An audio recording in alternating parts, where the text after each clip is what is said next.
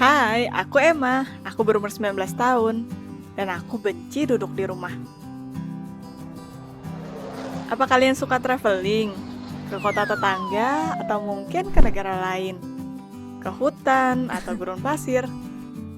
Aku menyukainya. Tapi aku tidak tahu bahaya seperti apa yang disembunyikan wisata ekstrem. Tonton videonya sampai akhir dan temukan bagaimana kecintaanku akan turismus membuatku gila. Aku biasanya selalu tinggal di rumah. Orang tuaku bekerja sepanjang tahun dan mereka tidak punya waktu untuk mengajakku liburan. Tapi segera saat aku dewasa, dunia membukakan jalan untukku. Aku sudah pernah di semua tempat. Cina, India, Inggris, Rusia, Perancis, Afrika. Aku tidak bisa mendaftar semuanya dalam sekali. Dan tentunya, aku berbagi foto dan cerita di jaringan sosialku. Siapa yang tidak? Aku mencoba untuk menjelaskan ke orang-orang kenapa mereka harus mengambil waktu istirahat dari pekerjaan dan melihat dunia.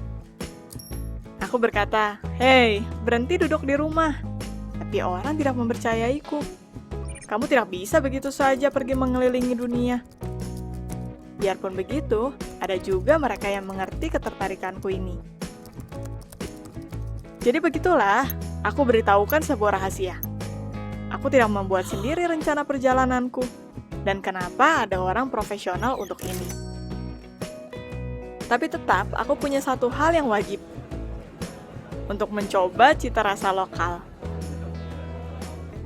Tapi itu selalu sulit untuk orang-orang yang tinggal di rumah untuk mengerti kami, para petualang. Turis ekstrem tidak begitu menyukai kami. Mereka selalu mentertawakan kami dan merekam pesan menyerang. Pernahkah kamu bertemu dengan orang yang berpikir bahwa mereka adalah fans sejati dan memandang rendah orang lain? Mereka membuat hidupku seperti neraka.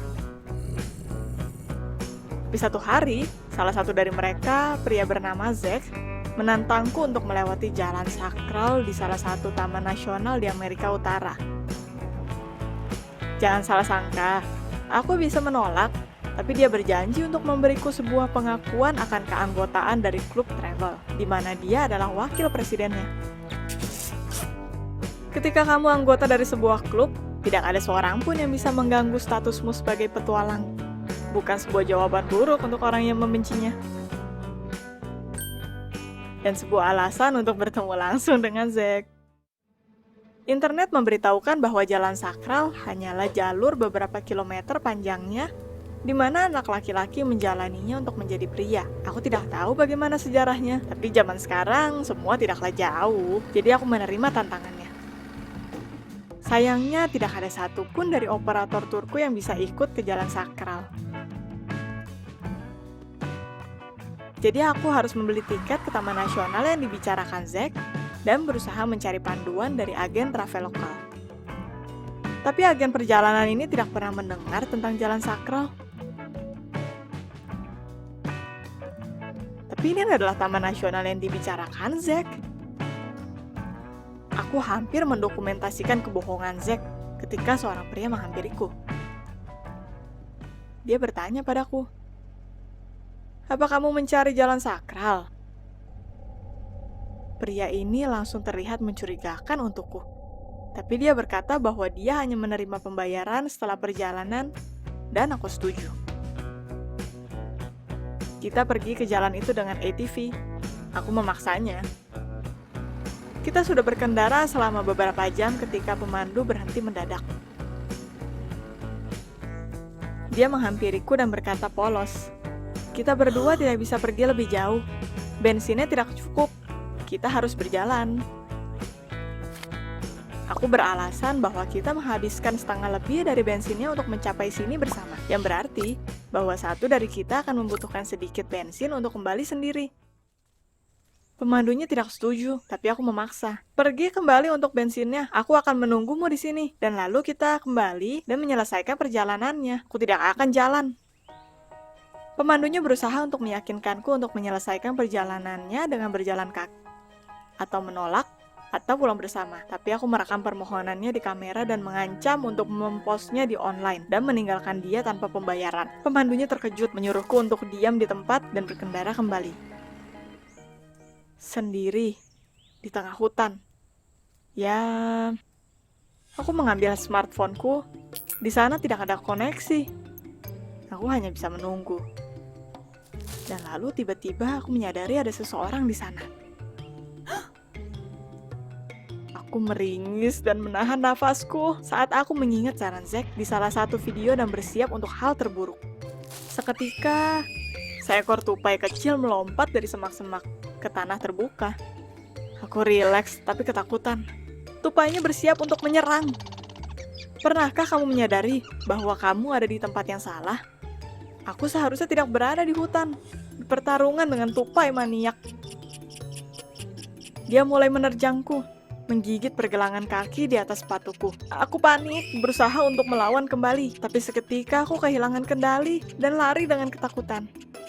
Monster ini mengejarku sampai aku melempar sebuah kantong kacang ke arahnya dengan semua kekuatanku. Dan lalu aku menyadari bahwa bumi menyelinap di bawah kakiku. Aku jatuh ke bawah. Kepalaku terbentur dan aku pingsan. Aku sadar ketika aku merasakan tetesan berat di wajahku. Tetes, tetes, tetes. Dan bagaimana dalam semenit langit cerah berubah menjadi awan gelap?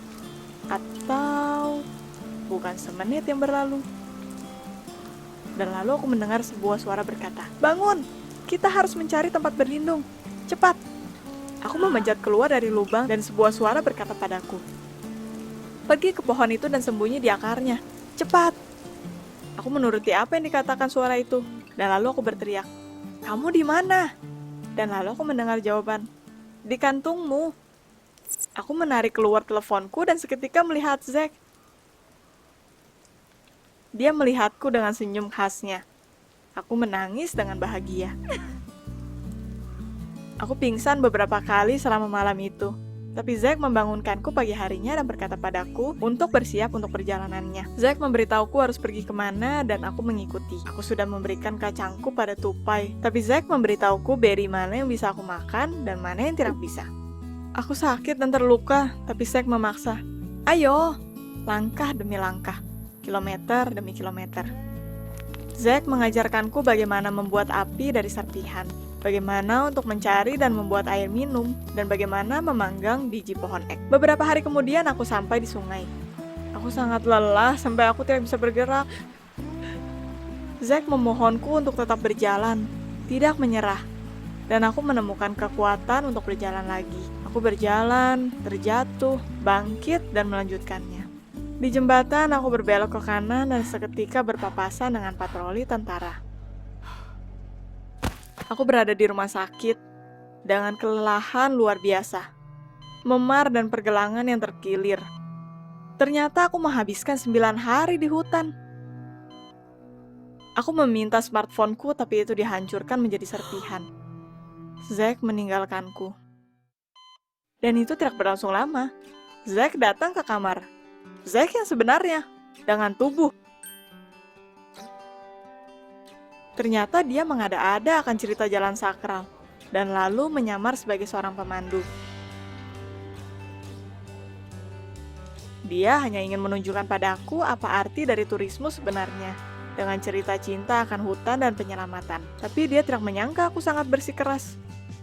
Ketika Zack menyadari bahwa itu tidak akan berhasil, dia menuruti bujukanku dan pergi. Tapi ketika dia kembali, dia tidak menemukanku di tempatku berada. Selama ini Zack mencariku, terbakar rasa bersalah. Dan aku selamat dengan sarannya, seperti dia ada di sana untukku. Tapi aku sudah membuat keputusan. Kita akan pergi camping dengan Zack, dan aku akan menjadi anggota dari klub travel. Tapi awalnya aku hanya harus beristirahat dengan cara yang familiar. Pernahkah kamu memiliki kasus ketika pikiranmu di luar batas normal? Beritahukan kami. Dan jangan lupa untuk subscribe ke channel ini dan klik tombol loncengnya jadi kamu tidak ketinggalan cerita baru.